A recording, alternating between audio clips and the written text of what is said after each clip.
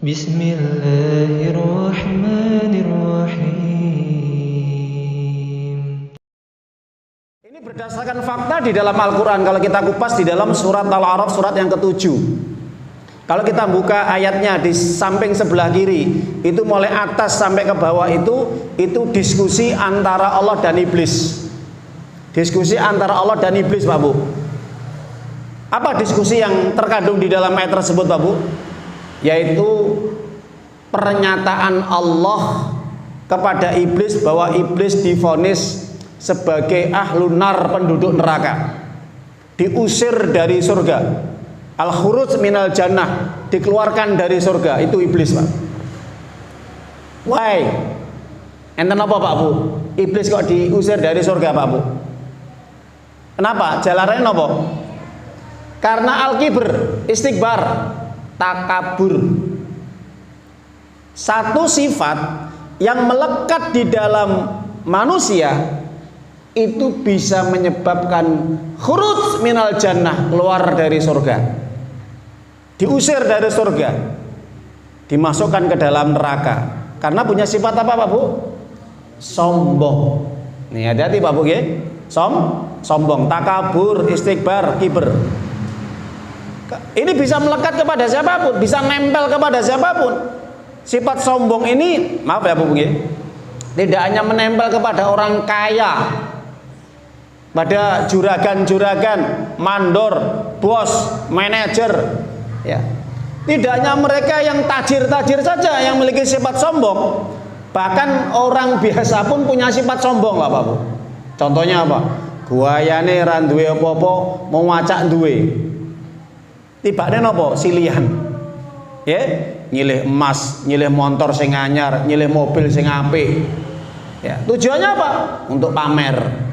Nah itu sudah muncul benih-benih sombong dalam dirinya, Pak. Jadi sombong itu tidak hanya menghinggapi orang kaya saja, bahkan orang miskin sekarang ini punya sifat sombong. Gini Pak Bu? Iya, karena apa? Ya, agar pengen diwahkan, agar dilihat seperti orang yang sukses, ya. Pengen dapat penghormatan, dapat pujian, lan sak piturute. Lah ini. Jadi hati-hati penyakit sombong hari ini, sekarang ini menempel, menghinggapi bukan hanya orang-orang kaya saja, orang tajir, tapi orang-orang yang miskin, fakir, ini bisa juga tumbuh dalam dirinya sifat sombong. Hati-hati Pak Bu. Nabi SAW mengatakan dalam hadis Imam Muslim, salah satun la yukalimullah yaumal qiyamah wa la yanduru ilaihim wa la yuzakihim wa lahum adzabun alim. Dalam hadis Imam Muslim ini dikatakan, 3 golongan manusia yang nanti pada hari kiamat Allah tidak akan melihat dengan rahmatnya, Allah tidak akan membersihkan dosa-dosanya, Allah tidak sudi untuk mengajak bicara kepadanya, dan dia akan mendapatkan siksa yang berat. Pertama, malikun kadzabun, pemimpin yang suka ngibul, pemimpin yang suka dusta, penguasa yang suka menipu rakyatnya. Ketika dia ingin menjabat, ya, dia jumpa pers mengatakan, nanti kalau saya jadi pemimpin, penguasa, jadi pejabat, saya akan ini dan itu. Yang terjadi apa? Setelah jadi apa? Gedebus kalau bahasa orang Jawa itu. Awu-awu, bohong, Pak. Nah, ini tidak akan bisa masuk surga ini pemimpin gini, penguasa. Kenapa? Suka berbohong, suka menipu, suka membuat hoax, berita yang tidak benar juga. Nah, ini Bapak Ibu. Ini pemimpin penguasa seperti ini tidak akan masuk surga, haram. Tidak akan disucikan dosa-dosanya, tidak akan diajak bicara oleh Allah. Ya, biasanya seperti ini punya karakter munafik. Karena orang munafik itu kalau bicara apa Pak Bu? Tukang bohong. Nah, ini ayatul munafik salasa, tanda-tanda orang munafik 3. Idza hadatsa kadzaba, kalau bicara tukang bohong. Jadi kalau ada pemimpin penguasa yang dia berbohong kepada rakyatnya, masyarakatnya, maka haram masuk surga dia. Tempatnya adalah neraka. Yang kedua, zaihun, syekhun zanin, orang tua yang masih suka zina. Maksudnya pripun Ustaz? Sudah umurnya 60, 70, bahkan 80, ya sudah buyuten, sudah rabun, rambutnya sudah berwarna apa Pak Bu? Merah apa putih? Putih ya itu ya. Nanti kalau merah disemir. Itu masih suka ya jaraki, godain istri tetangganya. Bahkan sampai melakukan perbuatan zina. Nah itu, ada juga itu kasus ya di Facebook atau YouTube itu. Kakek-kakek yang sudah umur 70 lebih Pak Bu, mate di hotel. Diduga kenapa? Esek-esek. Apa tuh esek-esek Pak? Ya zina, ya. Esek-esek zina, mati di hotel Pak Bu. Naudzubillah. Matinya dalam kondisi suul khatimah, mati dalam kondisi maksiat. Bayangkan di hotel itu, nggak kuat jantungnya katanya. Itu. Kadang saya ketawa juga, ya Allah, seharusnya kalau sudah umur itu buat tobat, ya, eling, ambil sing kuwasa gitu Pak Bu. Memperbaiki amal ibadahnya, semakin merapat kepada Allah, semakin dekat kepada Allah. Enggak, masih suka berzina. Biasanya mental seperti ini Pak Bu, nggih. Yun sewu. Mental seperti ini, orang tua yang ketika sudah umur kok masih suka zina, berartinya ketika masih muda dia orangnya nggak beres, suka maksiat, suka zina, suka ini dan itu, perbuatan dosa masih dilakukannya. Makanya benar kata seorang ulama salaf, kalau tidak salah Imam Qurtubi, orang itu kalau membiasakan di masa mudanya berbuat kebaikan, maka masa tuanya akan dibantu, ditolong sama Allah untuk tetap bisa mentaati Allah. Ingat ya, jadi masa muda penjenengan-penjenengan ini, masa muda ini ya, yang syabab-syabab ini ya, ini kalau jenengan itu semangat beribadah kepada Allah, taat kepada Allah, insya Allah terus eksis seperti itu, masa tuanya jenengan tetap akan istiqomah, sampai tua pun tetap jenengan masih menjaga ibadah Allah, tetap berpegang teguh kepada agama Allah. Tapi sebaliknya, kalau jenengan-jenengan ini senang maksiat, senang melakukan perbuatan dosa, maka Allah tidak akan menolong, membiarkan Anda yang muda ini Anda isi dengan keburukan dan dosa maksiat. Anda juga ketika masa tua nanti senang maksiat. Loh, iya, ini realita loh Pak Bu. Jadi hidup itu gampang sekali, pengen maksiat atau pengen taat, pengen beriman atau kufur. Nah, itu pilihan Pak Bu. Nah itu. Jadi para jamaah Bapak Ibu, yang ketiga, ail mustakbir, orang yang miskin tapi sombong. Nah ini, orang miskin tapi sombong. Kalau kaya sombong mungkin lumrah. Dia punya harta, punya jabatan, punya kedudukan, meskipun tetap masuk neraka. Tapi sudah miskin, sombong. Para ahli hadis ketika mensarah hadis ini, sebagaimana Imam Nawawi mengatakan, yang dikatakan ailun mustakbir itu adalah orang yang tidak berharta, orang yang memang pada hakikatnya hidupnya kekurangan, tapi dia tidak mau mentaati Allah. Dia menolak kebenaran, menolak perintah, tidak mau disuruh ibadah. Disuruh sholat nggak mau Pak Bu. Ada Pak? Orang yang miskin nggak mau sholat. Orang yang kondisi ekonominya pas-pasan, tapi tetap dia tidak mau sholat. Naudzubillah min dzalik. Oke? Ini lebih parah lagi Pak Bu. Sudah hidupnya di dunia sudah wes ibaratis sakne, kasihan, kekurangan, perlu dibantu, tapi dia tidak mau taat, tidak mau ibadah kepada Allah. Di dunianya dia sengsara, di akhirat apa Pak Bu? Lebih sengsara lagi. Ya. Jadi kalau seandainya sombong kayak Kirun itu, memang di situ memang Kirun punya kok Kirun. Korun atau Kirun Pak Bu? Korun lah itu. Kirun. Kalau seperti Korun, dia punya harta, dia menyombongkan diri, pamer dengan hartanya, pamer dengan kunci gudangnya yang dibawa oleh 10 orang yang kuat-kuat, pamer dengan perhiasannya yang dipakai, emas-emasnya yang dipakai, pamer dengan dayang-dayangnya, dengan algojo-algojonya yang dibackingi ada 600 algojo. Kalau dia sombong wajar, karena Korun punya harta, bisa membeli Pak, bodyguard itu. Maka sampai diabadikan di dalam surat Al-Qasas, wa ma'utitul ilmi ya alamin indi. Itu. Tidaklah aku memiliki ilmu kecuali apa? Hasil jerih payahku. Ini sombong loh Pak Bu. Hati-hati loh, Jadi kalau sudah ngomong ini hasil jerih payahku, Ini aku, gara-gara aku. Nah itu. Aku ini sifat siapa Pak Bu? Sifat siapa? Iblis. Monggo kita buka penjelasan diskusi antara Allah dan iblis ya, tentang kesombongan iblis sehingga iblis diusir dari surga dan divonis sebagai penduduk neraka. Gak terima Pak Bu, iblis divonis sebagai penduduk neraka, diusir dari surga, maka dia membuat strategi, membuat perangkap, 4 perangkap yang jitu yang diberikan iblis untuk manusia, supaya manusia dan juga para pengikutnya dari kalangan jin menjadi penduduk neraka juga. Maka di sini Allah katakan di dalam surat Al-A'raf ayat yang 12, qala ma man'aka alla tasjuda id amartuk qala ana khairum minhu khalaqtani min nar wa khalaqtahu min tin. Ingat di saat ketika Allah Ta'ala bertanya kepada iblis, iblis, nyapo kowe kok ora gelem sujud kepada Adam padahal kuwi perintahku? Kenapa engkau tidak mau sujud kepada Adam padahal aku sudah memerintahkan kamu untuk sujud? Apa yang menghalangi dirimu tidak sujud? Apa kata iblis Pak Bu? Jawabannya, ya Allah, bagaimana saya mau sujud kepada Adam padahal dia manusia, dia terbuat dari tanah, sedangkan aku anak lebih baik daripada Adam karena aku terbuat dari api. Nah itu, jadi kata-kata anak aku itu Pak Bu, ya hati-hati ya.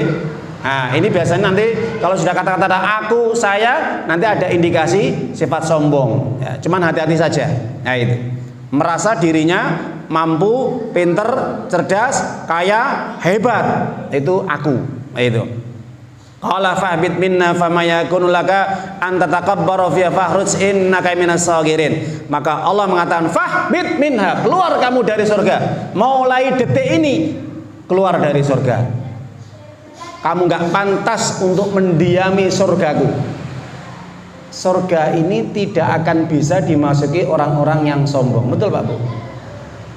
Betul nggak?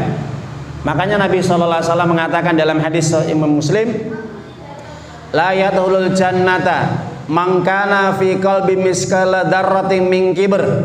Tidak akan bisa masuk surga siapapun yang di dalam hatinya ada sifat sombong meskipun seberat biji sawi. Hati-hati Pak Bu, meskipun seberat biji sawi, kalau ada sifat sombong itu menjadi penghalang dia masuk surga. Sebagaimana iblis katakan oleh Allah, fama yakunu laka an tatakabbaru fiha. Kamu sudah memiliki sifat angkuh sombong, maka mulai hari ini fakhruj innaka minas sagirin, keluar kamu dari surgaku, kamu makhluk yang paling hina. Gak main-main Pak Bung ya.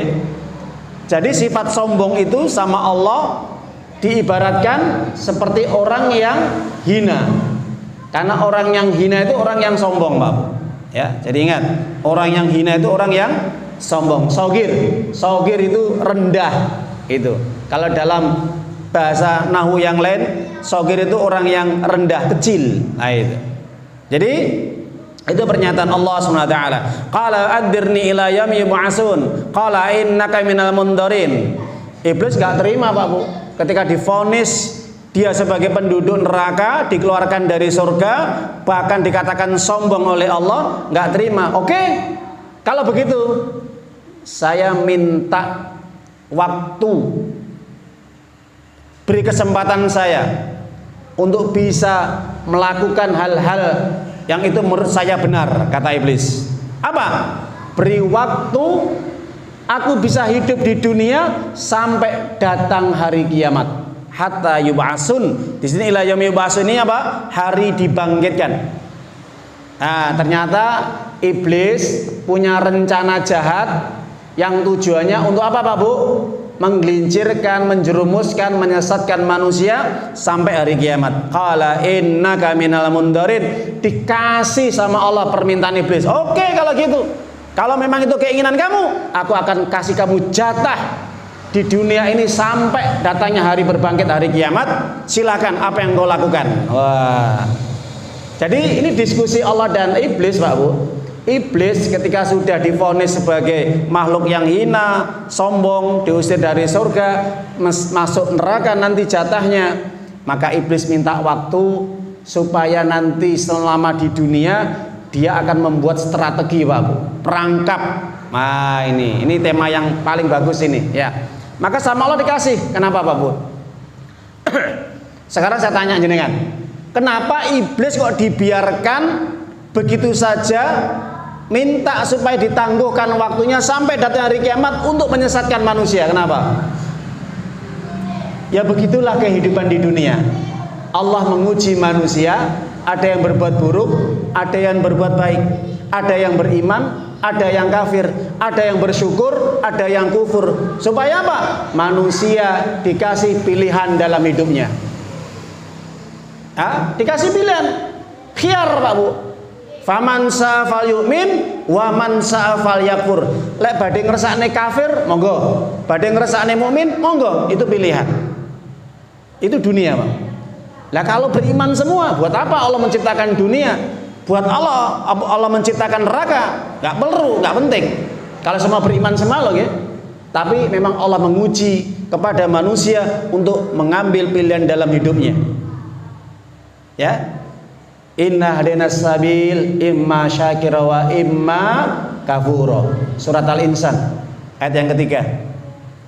Kami tunjukkan jalan yang lurus, kata Allah.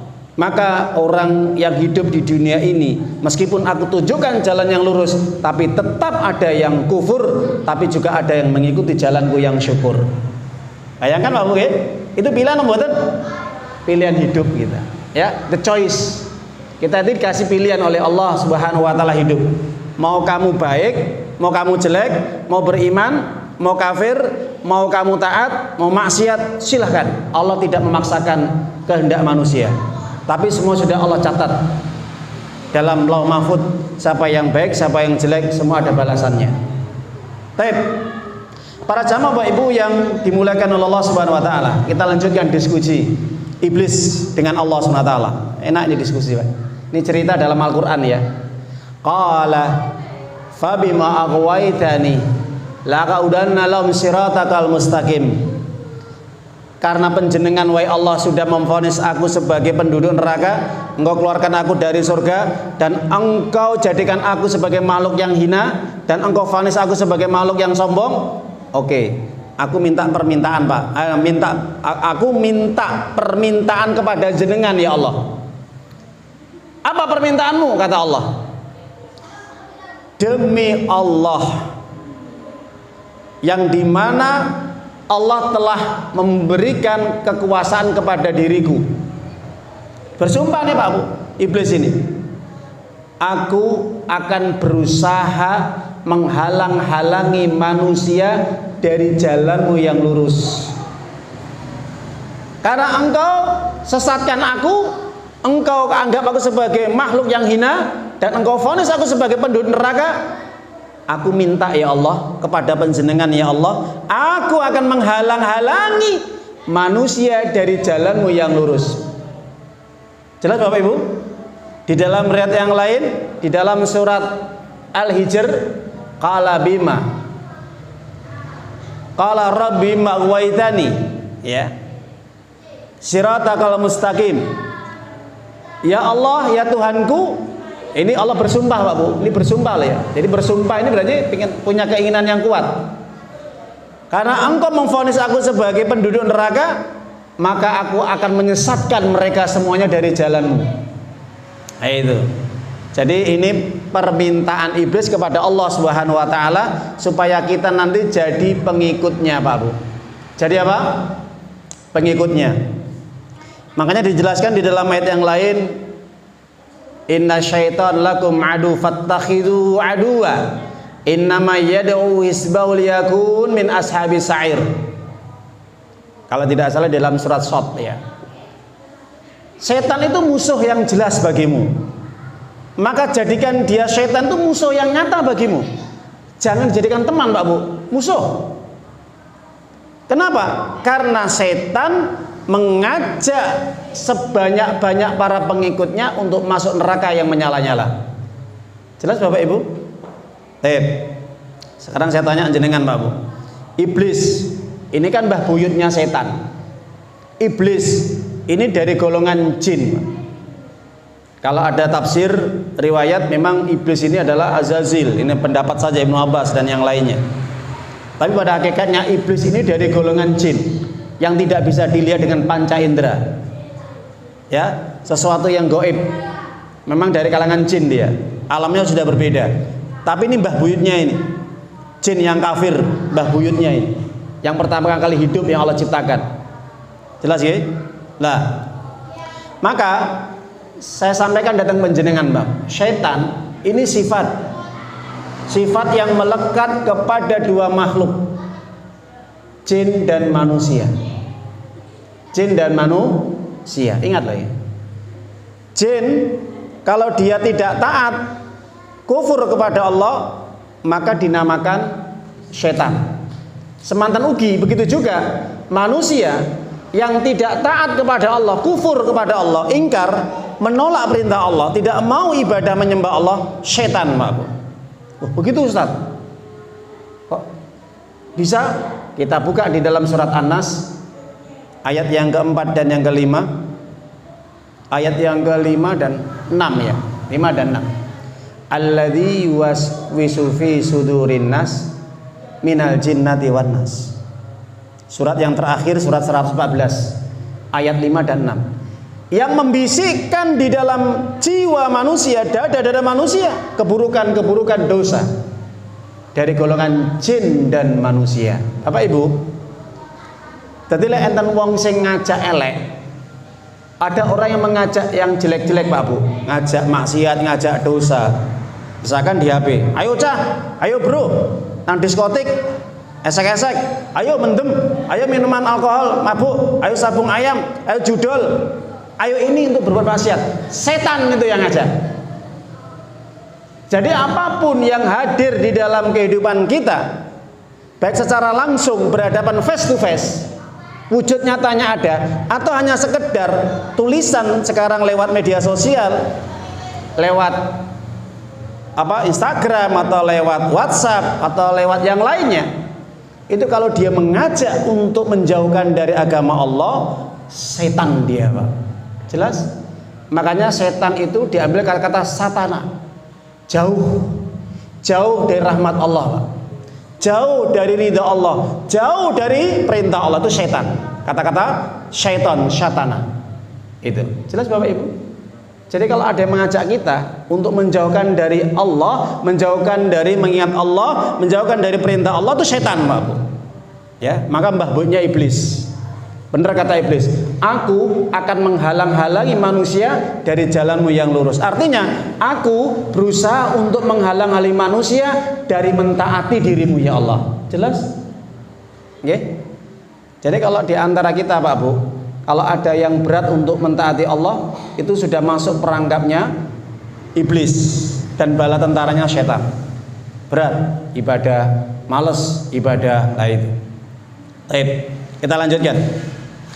Apa permintaan iblis kepada Allah Ta'ala? Ada 4. Perangkapnya setan atau iblis ini ada 4. Ketika iblis mengatakan la aqudan dalam siratal mustaqim, ayat yang 16, perhatikan ayat 17. Tsumma la'atiyannahum min baini aydihim wa min khalfihim wa an aymanihim wa an samailihim wa la tajidu aksarum syakirin. Aku akan datangi mereka, hamba-hambamu ya Allah, dari arah depan, dari arah belakang, dari samping kanan, dari samping kiri, dan sedikit sekali hambamu yang bersyukur ya Allah. Sedikit sekali ya Allah. 4 perangkap Pak Bu.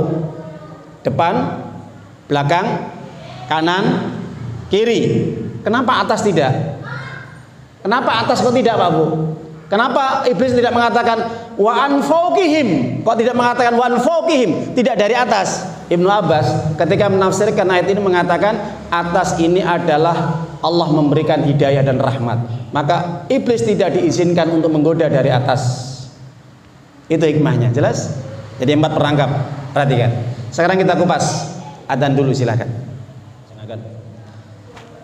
Jadi para jamaah Bapak Ibu yang dimuliakan oleh Allah SWT, 4 perangkap yang dibuat oleh iblis yang harus diwaspadai, yang akan menyerang kita, yang akan menimpa diri kita, yaitu ada 4 perangkap.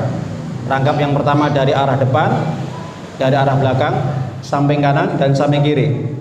Kenapa di atas dan di bawah tidak disebutkan? Wallahu a'lam bishawab ya. Hanya Allah yang tahu kebenarannya. Tapi kalau dari atas memang tidak diberikan karena itu sebagai jalan untuk hidayah, petunjuk, rahmat dari Allah Subhanahu wa taala. Maka kita kembali kepada tafsir Mukatsir Imam Qurtubi, Jalalain ya, dan juga tafsir At-Tabari. Para ahli tafsir mufassirin sepakat bahwa 4 perangkap itu yang diinginkan oleh iblis dan bala tentaranya, para setan-setan dari golongan jin dan manusia, untuk menggelincirkan, menjerumuskan, menyesatkan manusia dari jalan yang benar, dari petunjuk Islam, Al-Quran dan Sunnah Rasulnya Sallallahu Alaihi Wasallam. Itu maksudnya adalah dari arah depan, yaitu iblis berusaha untuk menjauhkan manusia dari perintah Allah, dari ketaatan kepada Allah, dari urusan-urusan kehidupan akhirat, sehingga berusaha supaya manusia itu bisa meninggalkan apa yang Allah wajibkan. Itu arah depan, Pak Bu.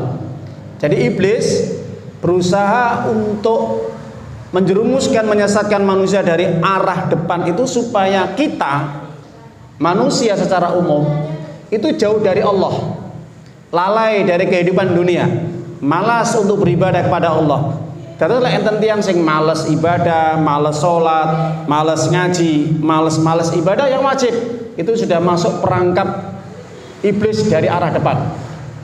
Oke? Jadi sudah masuk perangkapnya iblis dari arah depan, sehingga orang tadi sudah dikuasai oleh iblis, oleh setan. Maka benar kata Allah Subhanahu wa taala turun di dalam surat Al-Mujadilah ayat 19. Ya. Surat yang ke-58. Apa kata Allah Subhanahu wa taala? Istahwadha 'alaihimus syaitan fansahum dzikrallahi ta'ala ulaika bisyaitan ala inna bisyaitan humul khasirun. Setan sudah menguasai mereka dari mengingat Allah, dengan cara menjadikan manusia supaya lengah, lupa, lalai dari mentaati Allah. Jelas Bapak Ibu?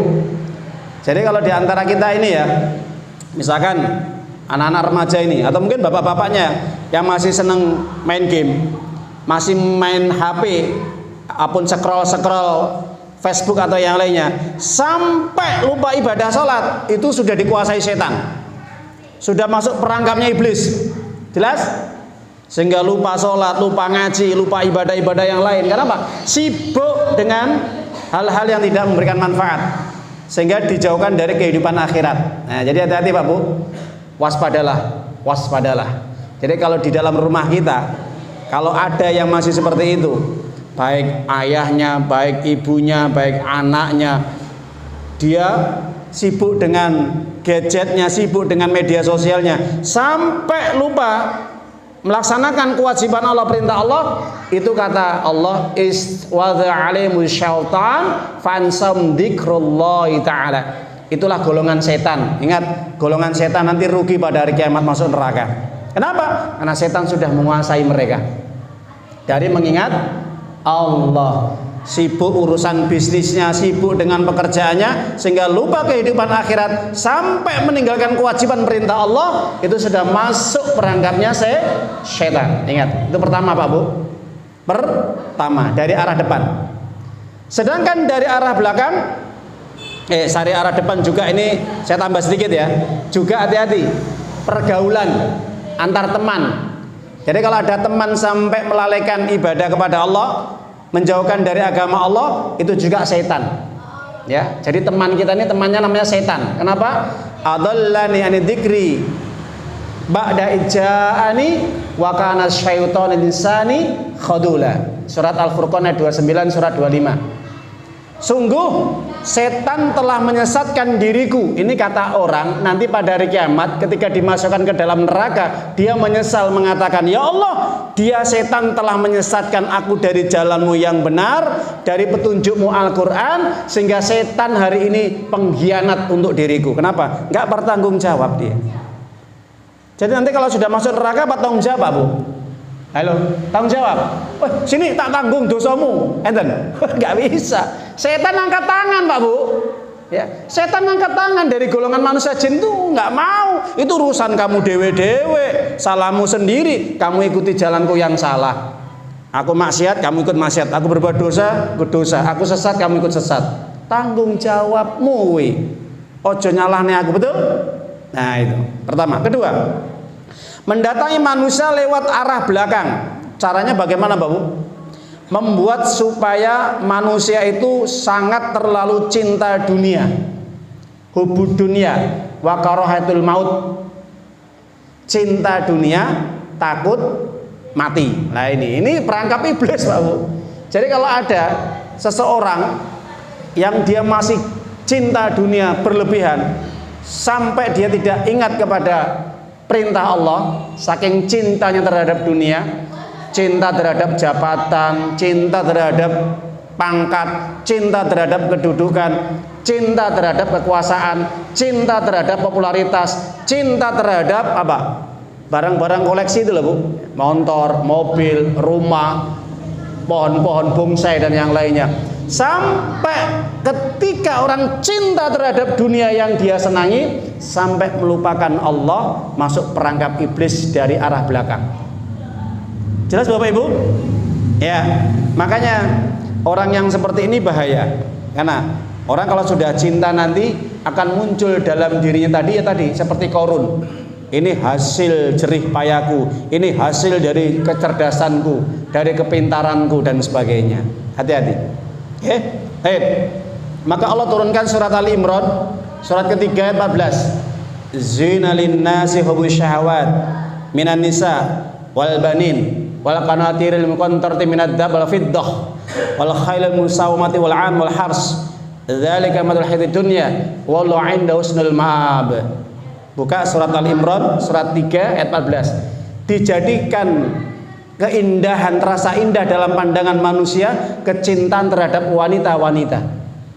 Jadi kalau orang itu senang wanita, itu memang sesuatu yang hubus syahwat, kecintaan dalam syahwat. Tapi kalau cintanya berlebihan, naudzubillah min dzalik, hati-hati. Sampai dia rela murtad gara-gara wanita. Banyak Pak Bu? Ada orang nikah gara-gara cinta terhadap wanita yang dinikahinya, dia murtad meninggalkan agama Allah. Ada juga gara-gara nikah, saking cintanya kepada wanita, dia pensiun untuk ibadah sholat, pensiun untuk ngaji. Ada? Banyak. Gara-gara cinta terhadap wanita. Cinta terhadap anak, iya gara-gara anak. Dulunya belum punya anak, minta anak. Dongo terus, ya, sampai aktif di pojok sholat berjamaah terus. Ketika sudah dikasih anak, tidak pernah kelihatan di masjid. Tidak pernah kelihatan untuk pengajian. Kenapa? Sibuk dengan anaknya. Hati-hati, ini perangkap iblis loh, gitu. Orang akan dilalaikan dengan harta, emas, perak, kendaraan, kuda pilihan, ternak, atau pertanian atau yang lain. Maka kalau itu melalaikan, itu masuk perangkapnya iblis, Bapak Ibu. Makanya hati-hati Pak Bu, kalau kita berdoa kepada Allah, yang paling penting itu apa? Minta istiqomah. Minta istiqomah agar kita tidak masuk perangkapnya iblis. Bisa jadi sekarang jenengan-jenengan rajin ngaji, rajin sholat, jamaah, lan sak piturute. Tapi suatu ketika diuji, dikasih dunia sama Allah, bro, ngoten ya, sakake repot akhirnya. Akhirnya repot Pak Bu, repot dengan bisnisnya, repot dengan koleksi benda-bendanya, repot dengan anak-anaknya di rumah, repot dengan pekerjaannya, akhirnya ngajinya ditinggalkan. Dan juga sholat berjamaahnya nggak pernah kelihatan. Padahal dulu sebelum dia nikah, sebelum dia sukses, dia orang yang masya Allah rajinnya luar biasa. Hati-hati, ini perangkap iblis yang kedua dari arah belakang. Dibuat orang apa? Cinta dunia, takut mati. Jelas Pak Bu? Semoga bermanfaat kajian pada malam hari ini. Akan kita lanjutkan malam Ahad yang akan datang, insyaallah. Sebelum kita tutup, ada beberapa pertanyaan yang akan kita jawab. Masih ada waktu 5 menit. Ayyuhalladzina amanu